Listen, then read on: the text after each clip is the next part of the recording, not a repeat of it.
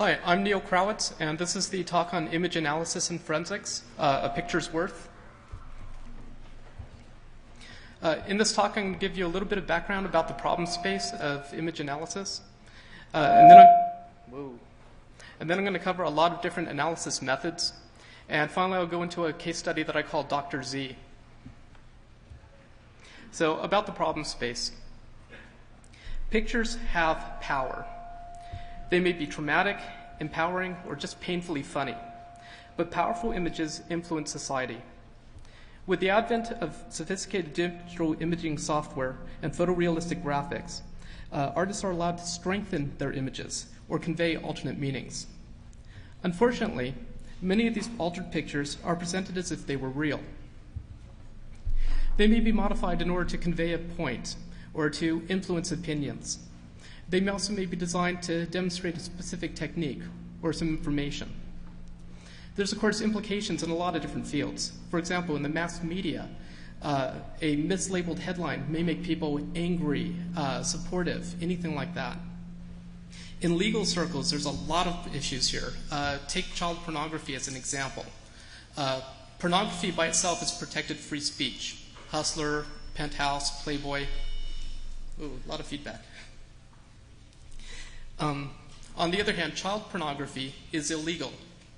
However, in a 2002 ruling by the Supreme Court, virtual child pornography, where no real child was ever used in the picture, is considered pornography and not child pornography, and therefore it's protected free speech. If you're law enforcement and you have a hard drive from a pedophile with all these pictures of kids on it, it is up to you to determine whether the pictures are real or virtual. And if they're virtual, then you can't prosecute based on them. And then there's a third problem with images being used as security for like authentication. Take Yahoo as an example.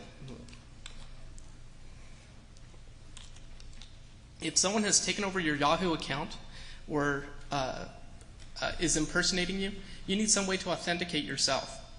What Yahoo wants you to do is send a copy of your photo ID. Now, there's nothing to say that the person sending in the photo ID is the person on the photo ID. They just happen to have a copy of it. But they want you to send that in. Not only that, but they want you to fax it to them. Fax is really low quality. Any doctored photo should be able to make it through. As another example, there's MySpace. If someone's impersonating you on MySpace, they want you to, and I'm not making this up, they want you to send in a picture of yourself holding a sign that says MySpace and your MySpace ID number on it. If this sounds familiar, it's probably because you've been to 419eater.com, where they make fun of people who run Nigerian scams. So let's see, we can go on to Google and search images for man holding sign and pull up a picture like this. And then using Photoshop, we can erase the board. And then we can write in our own MySpace identification number on it. And I will tell you that I have firsthand knowledge that this type of forgery is acceptable by MySpace. Now, I know what you're thinking. Jeff Moss runs Black Hat, and wouldn't it be nice to disable his MySpace account? Unfortunately, this guy doesn't look like Jeff Moss. Not a problem. There's a couple of different ways to fake photos. You can do the old school method, which is to do like staged or mislabeled images. And those are not detectable with the approaches that I'm going to show you guys. The reason is the picture is still a real picture. It's just the content is misrepresented. Then there's old technology like negative splicing and airbrushing, which may be detectable with some of these methods. And finally, there's the high-tech approaches. Things like digitally spliced or digitally enhanced images, pictures that have been shopped, Photoshop, GIMP, anything like that to modify the picture. And those can be detected. To give you a couple examples of old school fakes, this first one is from was taken in 1914, and it's from the Belgian War. Apparently the reporter thought it would be really funny to pose with some soldiers. He never expected the newspaper to actually run the picture as if it were real, or to make up a story to go along with it. More recently, we have people like Adnan Hodge, who used to work for Reuters. He would take pictures of things and submit them, and a lot of times the pictures were doctored or staged. Here are two pictures taken reportedly weeks apart, yet they show the exact same woman wearing the exact same clothing. We get into bigger problems when you start mixing old technology and new technology. For example, take photos that are real, something like a 2002 dust storm in Australia. Someone digitally enhanced the picture by removing the timestamp in the bottom corner and then claimed that it was a 2004 tsunami hitting Sumatra. I can't tell you how to tell a tsunami from a dust storm, but I can tell you how to detect that the timestamp was removed. So the big question becomes, how do you distinguish real pictures from computer graphics? How do you detect image manipulations? And how do you pull out information from images? For example, if it's a real picture, can you tell who created it, where it was created, when it was created, how, anything like that? If it's digitally enhanced, what was enhanced and how was it done? And same thing for computer graphics. To answer these questions, we use a large number of image analysis techniques, and I'm going to go through each one of these. Starting with observation. This is a picture that's been recently circulating a lot of IRC channels this is a picture that's been circulating a lot of IRC channels and claims to be a wares factory. A wares factory is a place where someone mass produces unauthorized copies of software. And we can see the duplication machines. We can see the ink pad in the bottom corner for attaching the official seal. And we can see the printers on the side for creating the CD covers. So the question is, if this is currently circulating IRC channels and wares channels, who created this picture? When was it created? Where? Anything like that? To answer those questions, we just need to take a look around the room. For example, there's a poster. The poster has Spanish text on it. So the country is probably a Spanish-speaking country. Mexico, Venezuela, Argentina, could be anywhere in the world. The poster itself is for the movie Tarzan and Jane, and says that it's coming out to DVD and video on March 26th. But they don't give the year. Fortunately, we can go to the Internet Movie Database and look it up and find out that this movie was released in most Spanish-speaking countries on March 26, 2003. Since movie posters usually are not released more than a month or two before the video comes out, and they're hard to find items a month or two after the video comes out, this gives us a time frame, somewhere between January and May 2003. The other movie poster back there is Harry Potter and the Chamber of Secrets, which was released in most Spanish-speaking countries on November 2002. The other thing we can do is look at something in the front corner. There's this bottle down here, and I've actually scaled it up and sharpened it, and, well, on my screen you can actually read it. It says at the top, Alcoholo de 96% Sanitario. This is isopropyl alcohol. I showed this picture to Pedro Bueno from the Internet Storm Center, and he noticed that right above the circle B is the word Madrileno, Madrid. This isn't any kind of Spanish. This is Spain Spanish. Now we have a time and a location. The main things to look for in pictures are things that will give you a sense of time or location. Clocks, calendars, dated material. For location, look for things that are language-specific or region-specific technologies. A lot of times there's pictures of currency. If you can identify the currency, you can identify the country. Same thing goes with electrical outlets. They differ by region. The other thing to ask yourself is what other information can you pull out? For example, on the computer screens here, I can not tell you what the application is. I don't know what the program is, but I can tell you that the operating system is Windows. And since it has a solid color title bar going across the application, it's probably Windows 95, 98, NT. It's not XP or ME, because those have this gradient by default. Now, this type of observation can actually be done on computer-generated images, like this picture of an astronaut created by an Italian artist. This actually won the Computer Graphics Choice Award from the CG Society in 2006. According to the artist, this picture is based on a NASA photo. And here's the actual NASA photo, so we can compare them side by side. And the artist did a pretty good job on it. I mean, I can understand why he would remove the dust from the spacesuit. But there's a couple of things that stand out as being different. For example, the original spacesuit looks wrinkled, while the artist's rendition looks puffed out. And if we take a closer look at things, like on the torso, we can see that on the torso box of the original spacesuit, there's a dark grounding screw, whereas in the artist's rendition, there's a light-colored grounding screw. The artist also put 6 very shiny screws around the red and blue torso connectors.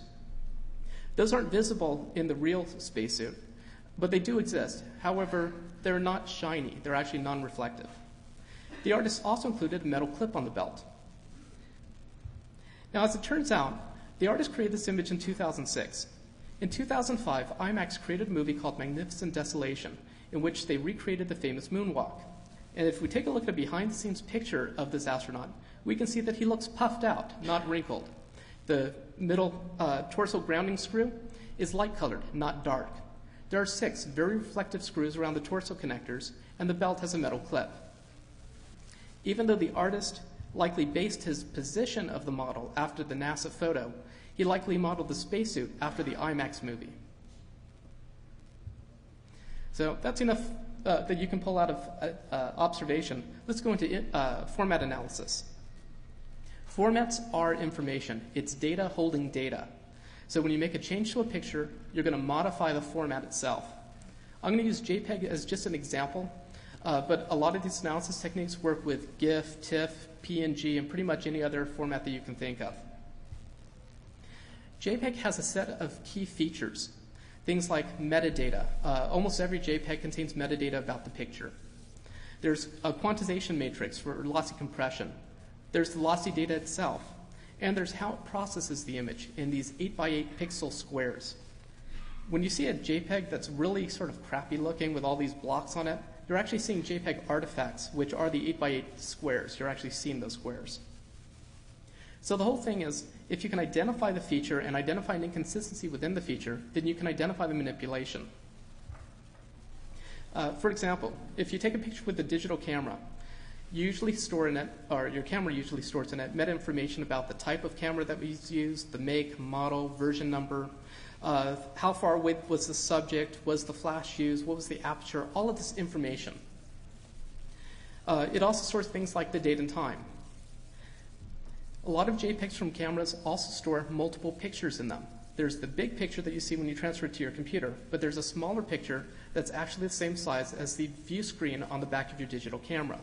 This way they don't have to shrink it down when they're rendering it when you say preview.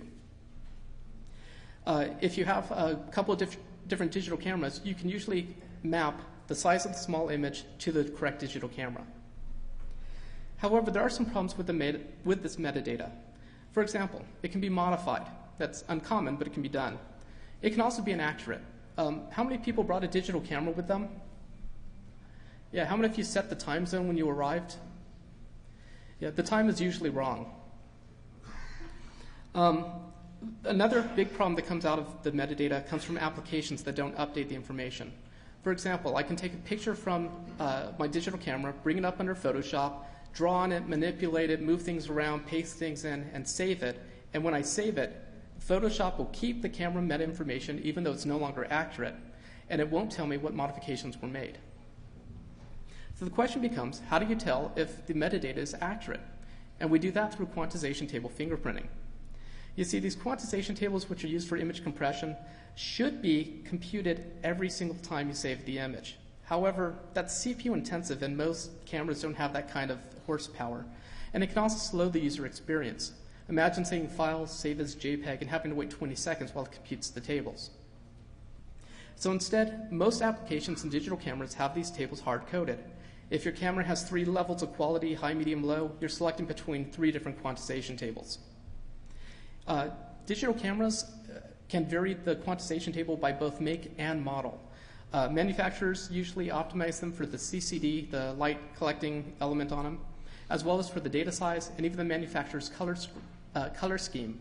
This is why a picture taken with a Canon camera usually prints better on a Canon photo printer. They've optimized the color scheme for their entire product line. As far as forensics go, all we have to do is match the quantization tables to a known application or a known camera. If they match, then you know that it came from there. So media outlets like Reuters should really pay attention. If they don't want people to submit pictures that have been modified, they should make sure that the quantization table actually matches the camera listed in the metadata. However, there's so many different types of hard-coded quantization tables out there, you may not actually know them. So if you have a quantization table and you don't know who created it, what else can you find? Well, we can find things like the quality. When you save a JPEG, you usually select the quality like 95%, 80%, 65%, something like that. The lower the quality, the smaller the image size. However, the quality is not saved in the JPEG metadata. So if you can fingerprint the quantization table, then you know not only the tool, but the quality that was saved at. But if you don't know it, then we need to estimate the quality. And the way we derive it is by actually looking at the quantization tables. Most JPEGs have two quantization tables, one's used for luminance, and one's used for both chrominance red and chrominance blue. On occasion, there's three tables where they separate out red and blue. All we need to do is look at the elements on them. There are 64 bytes for them. The first byte is referred to as the DC, and it's effectively a scalar. What's important are the AC values, the remaining 63, and those are compression by frequency. So to find out the quality, all we need to do is average the values. So in my first table, the average AC value is 11.63, and the average chrominance value is 17.57. We then have to average the tables. Since it's YCRCB, we average the three tables, or one table duplicated, and we get 15.59. Now, YCRCB is how the tables work, but we display it in RGB, so we need to account for the data conversion. And so a real simple, quick, and dirty way is to simply subtract the tables. So we get 5.94, and then we combine all these numbers to find out what the actual quality is. In this case, it comes out to be 90.35, or since JPEGs use integers instead of floating points, we can just round and say it's 90%. If you actually want to see how this thing works, I have a more detailed example. On your CD-ROM, I've released a program called JPEG Quality, and it actually it displays the JPEG quantization tables as well as computes the estimated quality. But quantization tables have their own problem. You see, JPEG data loss is cumulative. Every time you save a JPEG, the image gets a little bit worse. So if I save an image at 75%, load up that 75% image, and then resave it again at 90%, the image is not going to get any better. It's just not going to get much worse. However, that last resave is going to have quantization tables that match 90% and not the 75% original or the 67.5% combined. And so the question is, how do you detect if an image has been resaved? To do this, we use principal component analysis. PCA is used to separate out information. You usually see it in problems like data clustering or computer vision or data compression. So what it does is it basically identifies the widest point along a data cluster. So if I simply take my image and graph RGB as if they were XYZ coordinates, I get this nice little cloud. The widest variance across it is the first principal component. The second principal component is the second widest with respect to the first principal component. And the third is actually the narrowest. The principal component actually defines a plane through the data, but I don't actually use the plane. I use a line that is normal to the plane that goes through the middle of the data set. So if you're not interested in all the math, this is basically the minimum variance across the maximum amount of information. And I'll show you why this is really important. Here's an example picture that I drew. It's got three dinosaurs in it. If we take a look at the first principal component, it looks fairly washed out. And this is because all of the colors, it's the minimum variance. So all of the colors are pretty much the same distance from the line. The second principal component pulls out information. And the third pulls out other information. The neat thing is we can actually see JPEG artifacts. Keep an eye on the top border and around the dinosaur heads. At 95%, you can barely see that there's any type of corruption, any type of JPEG artifact. At 90%, there's a little bit, but you probably can't even see that. 80%, 70, 60, 50. At 50%, you can actually see big squares at the top and somewhat of a halo around the dinosaur's head. This also allows us to tell if pictures have been spliced. For example, I took two pictures of my dinosaur, one saved at 90% and one saved at 75%, and I overlaid a small square of the 75% on top of the 90%. So here's what it actually looks like, and to the human eye, we really can't see a difference. But to the principal component analysis, there is a difference. It might be hard for you guys to see, but inside the square are much larger chunks and blocks than outside of it. And in fact, if we zoom in on it, you can see that on one side, on the left side, are smaller chunks and artifacts than on the right side. So we can take this back to our moon example. According to the artist, this picture, the picture was created using a program called 3ds Max and post-processed in Combustion and Photoshop. According to the JPEG quantization tables, Photoshop was the last used application, and it was saved at about 89% quality. However, if we take a look at the principal component, we can see that there's a lot of corruption. This is not 89% quality. This is more like, 40% quality. And in fact, if we zoom in on part of it, we can see that the astronaut has a lot more corruption than the background or the faceplate. And this is actually a good thing because according to the artist, he rendered the astronaut, but the background and faceplate were bitmaps that he added in. So he rendered the astronaut, saved it as a JPEG, brought it back up, added in the background and the faceplate, saved that again, brought it back up, added in the Life magazine in the top corner, which has very few JPEG artifacts, and then saved it again. And that's how this picture was created. And that also leads us into error level methodology. You see, as I mentioned, JPEG is a lossy format, and each resave introduces more error. If you save a JPEG one time, it introduces the most error. The second time, it introduces the second most error, and so on. In fact, after you've saved it about a dozen times, there's no need to worry about the quality. It's probably as bad as it's going to get. But we can actually use this to do error level analysis. You see, each one of the 8x8 cells within the JPEG should be at the same quality level. But if I go into a JPEG and I make changes to the image, then the 8x8 cell that I modified is going to have a different quality level than the rest of the image. So the basic methodology is to save the image at a known error level, like 95%, 75%, just something that you know that you're adding in noise. And then subtract the two images and determine how much error was actually introduced. If there's a lot of difference, then it means that the cell was unstable and each resave will make a lot of changes. If the square has no changes in it, then you know that the image is already at its local minima and it's not going to get any worse.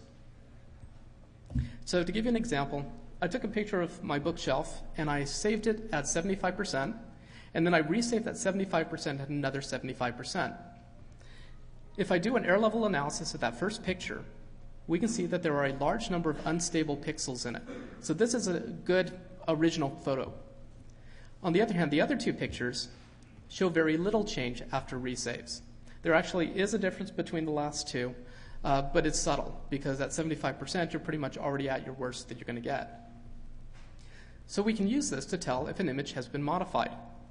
So I took my first resave at 75% and I edited the picture. I added some more books on the shelf as well as the little dinosaur. And when I do an error level analysis, you can see the books and the dinosaur. In fact, here they are for the people who can't see it. And this takes us into some of the fun stuff, like the Alf Kid. The Alf Kid is arguably the single most Photoshopped person on the internet. People like to take him and do things like change his shirt. Or put him in funny situations, like here he is with Michael Jackson, some presidential candidates, and even Osama bin Laden. Now I can take any one of these pictures and do an error level analysis on it and see what the artist changed last. In this case, he changed the shirt. And he didn't just change the shirt. I know exactly what parts of this shirt were changed. Now, I actually went asking to a lot of the people who were doctoring this picture and said, where is the original photo? And everyone directed me toward this picture. They said, if you're going to modify the Alf Kid, use this one. This is the original. But there's a problem with this being the original. First thing, it's been resaved so many times that it's pretty much at its minimum error level. If you take a look along the bottom edge and the rightmost edge, there's a little bit of dot dithering because the last change that was made to this picture is that it was cropped. And then there's those blocks in the middle. Well, they're big blocks, which means it's after the first resave, this is probably like the second resave. So what was added there? Someone added ALF to his shirt. We don't know if Alf was actually even on his shirt because it's been resaved so many times, but we know that Alf was the last thing added, and then after that, they cropped the picture. We can actually use this to analyze other pictures. I'm sure you've all seen this one, the crash picture. This picture, when it first came out on September 11th, or shortly after September 11th, the mass media picked it up, and of course, only Fox News thought it was real. But it's one thing to say that this is a fake picture. It's another to actually see it. We can see along the bottom edge and the rightmost edge that the image was cropped. And that big blue square in the bottom corner, that's where the timestamp was added. The nose of the airplane also had the stripe added to it. Even though the airplane itself was added to the picture, we can't tell that from using air level analysis because it's been resaved too many times. So the question becomes, if the quality is the same, how can you find differences in the picture? And in particular, how can you identify layers? And to do that, we use wavelets. Wavelets are just so cool. What wavelets do is you start with a known wave function, like my red line here. So it's a line in the middle. And you can scale it as much as you want. So in this case, I scaled it by 2, making the green line, which is a little smaller. And then you can add them together. And when you add them together, you get the blue line, which is a more complicated signal. Basically, any complicated signal can be broken down into a series of scalars applied to the wavelet. You just multiply the scalar and then add them up together, and that gives you the original signal, or at least you can approximate it. Some signals are easier to approximate than others. Things like natural colors or noisy images, like you'd expect from a CCD, digital camera. However, some signals are more difficult than others. Any electrical engineer here knows that square waves are very hard to approximate with an analog signal. The middle part is the easy part. It's the corners are really hard to approximate. And so that takes more wavelets. Same thing goes with smooth or linear transitions. This is like a gradient scale in color. And that's because they're approximated using stair steps. And again, filling in those little squares is really hard. And finally, extreme values like black and white are difficult to approximate. So if I have a picture that's 800 by 600, it has approximately 48,000 wavelets per color channel. However, we don't need to render all of them to get an idea of what's inside the picture. If we just render a few % of them, the picture will appear blurry. So if we render it with like 3%, it'll be blurry. If we render it with a couple more percent, say 5%, it'll be less blurry and so on. And this can be used to identify modifications. You see, if an image is scaled, either bigger or smaller, what you're either doing is compressing the picture, making it smaller, which gives you more square waves, or you're stretching it out, creating more linear transitions, which is more linear estimates. And so when you splice pictures together, or take two pictures from a different focal length, what you're going to end up with are different signal patterns. So going back to my dinosaur example, I actually started with a picture of a dinosaur. I scaled them up to make them bigger, so more linear transitions. And I also shrink them down to make them smaller, more sharp angles. If I render them using just 1% of the available wavelets, it's really blurry, but you can see that there's dinosaurs. And we can see that I had trouble rendering the white background and the black text. At 2% of the wavelets, more detail starts to come out. And if you take a look at the small dinosaur, the lighting on his hip and on his shoulder is actually pretty sharp. But the other dinosaurs are still pretty blurry. At 3%, the small dinosaur is as sharp as he's going to get. More wavelets are going to adjust the color on him, but not the sharpness. Whereas the original dinosaur and the big dinosaur, especially around their hands, feet, and face, are still pretty blurry. At 5%, the original dinosaur looks pretty crisp, but the big one's still blurry. And at 8%, the big dinosaur is now crisp. Just following through the sequence, here's 10%, 20, 30, and at 40%, 97% of the pixels have the correct coloring. So now we can go back to image analysis. This is part of a Photoshop contest. No, this is not really Hillary Clinton. It's just her head. So the question is, can we actually detect that? And if we watch what happens to the picture when we render it at 5% of the wavelets, what we see is that her face is really blurry, but her body, her torso, is really pretty crisp. Her arms and legs are blurry, but not as blurry as her head.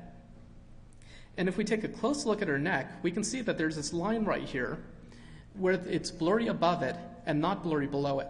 So we know where the artist actually did the cutting.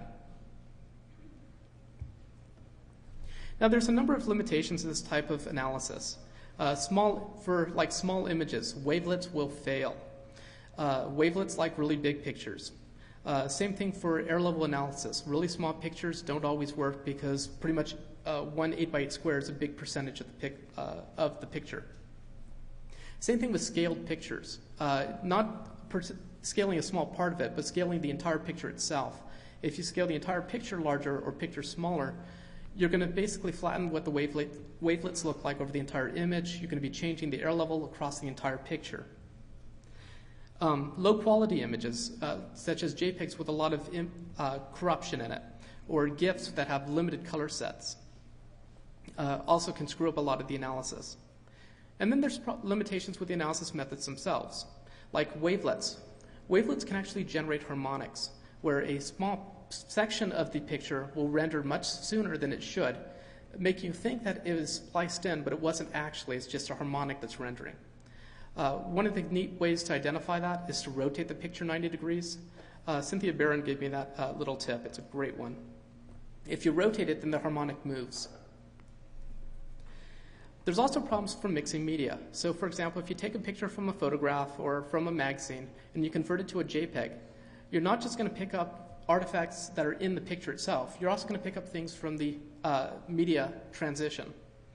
Things from a scanner, camera, video capture card, all generate their own different artifacts within the picture. And then, of course, there's extremely talented artists who can create pictures that are photorealistic and can pass every one of these tests. However, that type of skill set's pretty rare.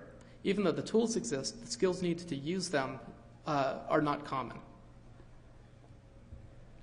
And that takes me into my big case study, what I call Dr. Z. This is Dr. Ayman al-Zawahiri. He's actually the #2 guy in Al-Qaeda. And as you probably know, he releases videos regularly, every couple of months. And whenever he releases a video, it gets picked up by the mass media.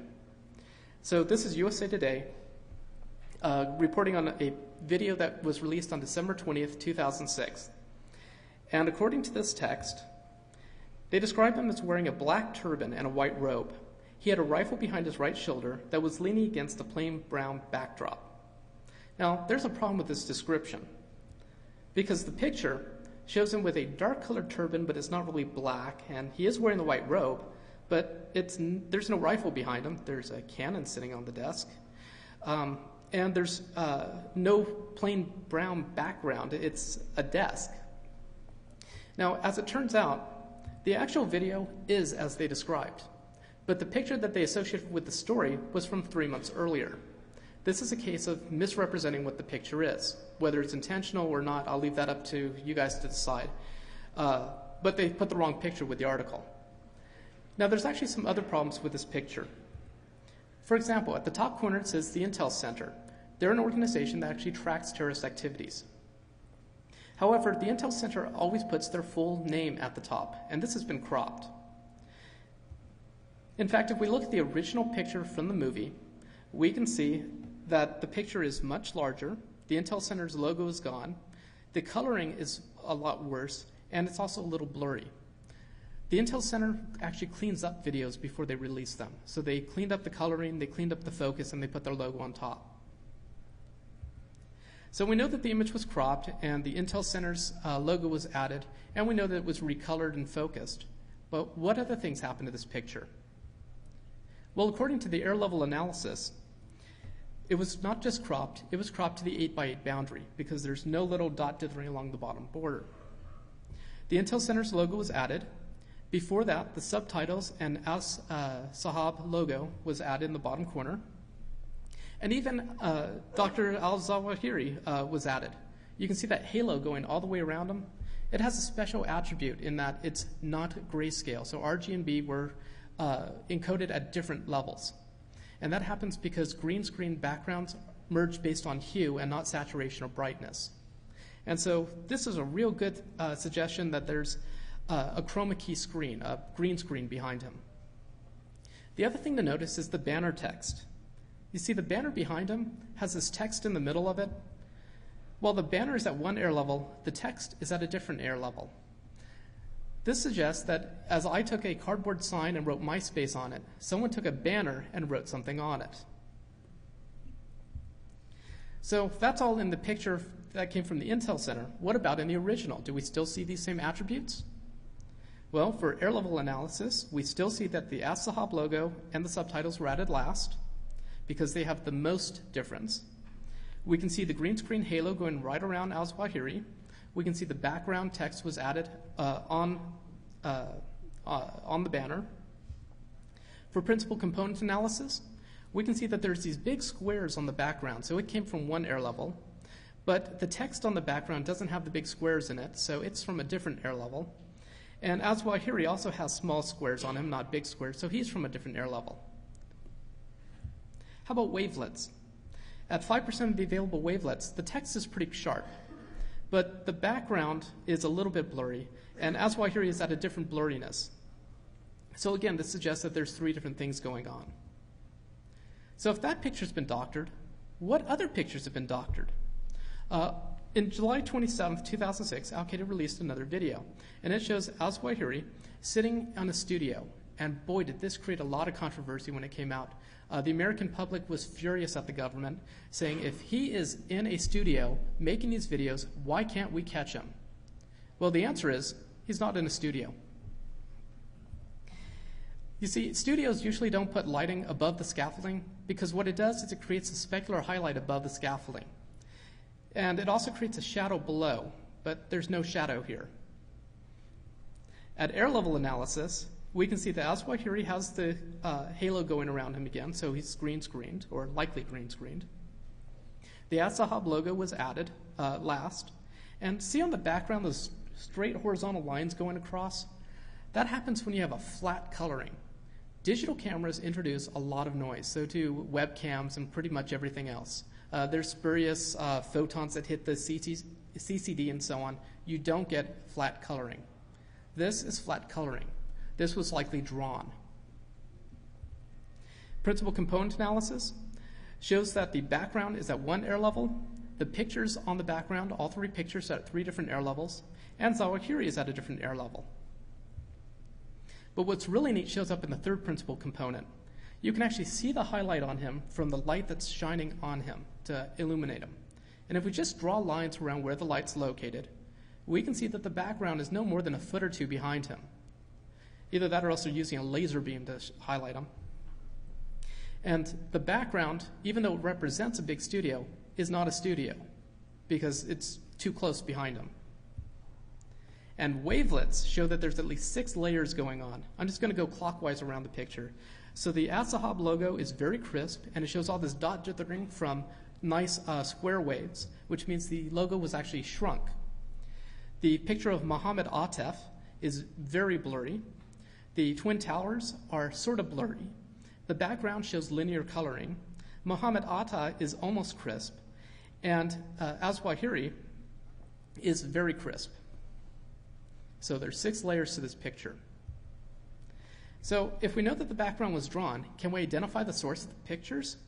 Well, let's take Mohammed Atta as an example. This picture is available online, and it comes from the 9/11 Commission's report, or the report on 9/11.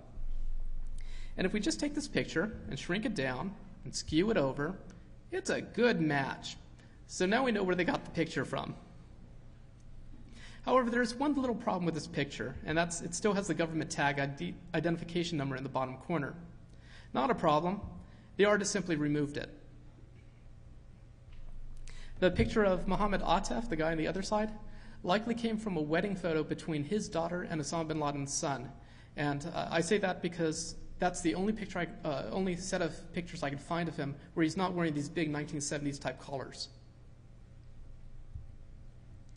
Now, having me get up here and say that there's a green screen is not the same as actually seeing the green screen. The Site Institute's another organization that tracks terrorists. And in January of this year, they intercepted an al-Qaeda video, and they actually released it before al-Sahab had a chance to release it. In the video, we see al-Zawahiri sitting against a black background. Now, there's a couple of problems with this background. First, it's got a fairly consistent hue going all the way across it, suggesting that it's a green screen, or it doesn't have to be green, it could be any monochrome hue or any single hue color. The second thing is to notice that it's not framed properly in the picture. There's actually a little wedge in the top corner of the real background. Now, if we take this picture and just brighten it up, so all I'm going to do is increase the contrast and the brightness on it, you can actually see how it is hanging. It's suspended from some kind of bar, and it's just sort of draping down in the middle. Now, with most chroma key backgrounds, they're either painted up on a wall or they're mounted to some type of framework so that you don't get wrinkles in it. However, there's one type of chroma key background that is suspended from a bar and drapes down and can actually show this kind of wrinkle. It's called a chroma key sheet. Now, he actually could be in front of just a black curtain, but he could be in front of a chroma key sheet. However, if Al-Qaeda is going to release a video with al-Zawahiri sitting in front of a chroma key background, then I feel it is my responsibility to help them finish their video. Here he is sitting in front of his cave, and what's he going to do after he conquers the capitalist pigs? He's going to Disneyland. Then maybe he'll relax on a beach. And of course, you can relax on a beach if you're not wearing a Hawaiian shirt. But why keep the shirt at all? Now, for this picture, I actually tried my best to get the quality correct. So let's see how I did on principal component analysis. There we go. The JPEG artifacts seen on the background look about the same size and quality as the ones seen on al-Zawahiri and even the ones seen on Barney. If you actually invert the picture, you can really see the ones on Barney. The biggest problem is that Barney stands out like a sore thumb. It's white instead of the same neutral color as the rest of the background. This is because it comes from the wrong color frame. If he actually were wearing the Barney costume and you were to take this picture with a digital camera, it would have a different set of purples and greens on it, which would be closer to the other colors inside this picture. And so we can see that even though I did a good job on the quality, I screwed up on the color spectrum. al-Zawahiri is not the only person who appears in these Al-Qaeda videos. Another person is Azzam al-Amriki, who's also known as Azzam the American or Adam Gadam. That's, I think, is an American name. According to this video from September 2006, he is sitting in a white room with a desk, a computer, and some books. But the question is, do the books really exist? The quality of the background of Azzam al-Amriki, of the computer, and even of the desk is the same quality. He doesn't have a green screen halo going around him. In fact, the one part that does have an edge is actually monochrome. It's grayscale, so RG and B are all at the same quality. And the books, on the other hand, appear to be at the same quality as the subtitles and the As-Sahab logo. If we look at principal component analysis, the books really stand out. Just as Barney was in the wrong color spectrum, it appears that the books are in the wrong color spectrum. And if we just brighten up this picture, you can see these horizontal lines. The horizontal lines go through the background, they go through Azzam al-Amriki, and they go through the computer, they go through the desk. This is because the original video source was an interlaced video source. And what we're seeing is the interlacing artifacts. However, the books and the As-Sahab logo do not have these horizontal lines going through them, suggesting that they came from a non-interlaced video source. If we actually graph the colors, RGB, onto the picture, there's two things that really stand out. The first is this cusp that comes up. Those are the gold colors from the As-Sahab logo and the subtitles. They are only found in the As-Sahab logo and the subtitles. They're not found anywhere else, so they're from the wrong color spectrum. The second is the blurry set of dots just below the main cluster. Those are the colors found in the books. The books do not match the same color cluster as the rest of the picture, again suggesting that they were added. So to wrap up this talk, there definitely is a need to show, to determine how real pictures, to distinguish real from computer-generated pictures. And if they've been modified, how were they modified? There are uses in media, such as determining reality from fiction, in legal circles for things like child pornography versus virtual child pornography, and even for authentication, telling real pictures from doctored pictures. I've covered a large number of methods for doing image analysis, and the whole idea is that a single picture may get a false result from one of these analysis or two of these analysis methods, but it's unlikely for a picture to be falsely classified by all of the methods. And these aren't even all the methods that are available. They're only the ones that I could cover in this time.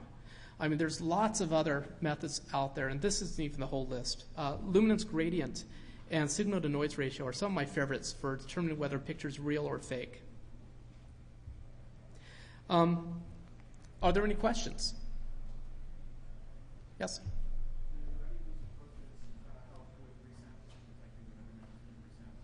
Do any of these approaches help if an image has been resampled? It depends on how it was resampled. For example, media conversions, you can actually pick up some of the conversion artifacts. If a picture was resaved, you can pick up things like that. But as far as downgrading or upgrading the quality of it, sometimes, but it really depends on the algorithm. Yep. Yes? Are there approaches that will help with analyzing video? Approaches for analyzing video. I didn't talk about them in here, but one of the neat things about video is you can actually compare adjacent pictures. Because video for like an MPEG or,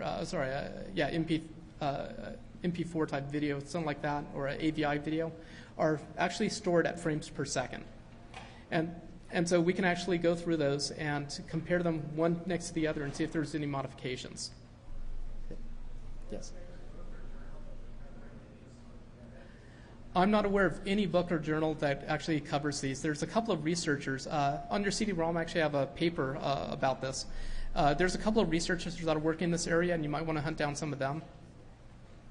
Yep.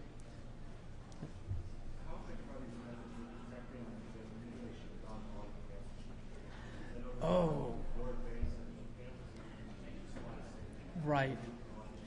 The question was, how are these methods of detecting modifications done on camera? There's a lot of digital cameras, for example, that can do red eye reduction, that can do focusing, stuff like that, post-processing after you snap the picture.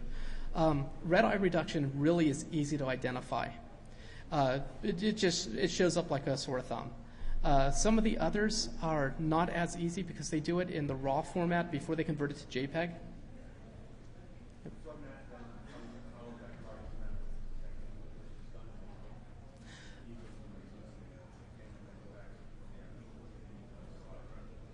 For identifying raw images or analyzing them, you're not going to look at things like the JPEG quality because, well, that doesn't exist.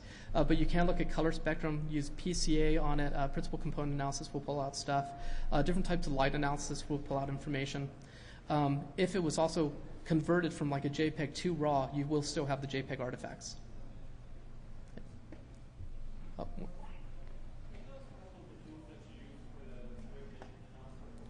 The tools that I used, there's actually no tools publicly available that I know of. I actually built all of my own tools for doing this type of analysis.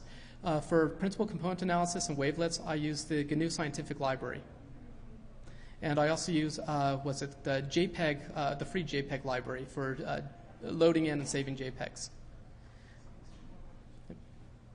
Any other questions? Thank you all very much for your time.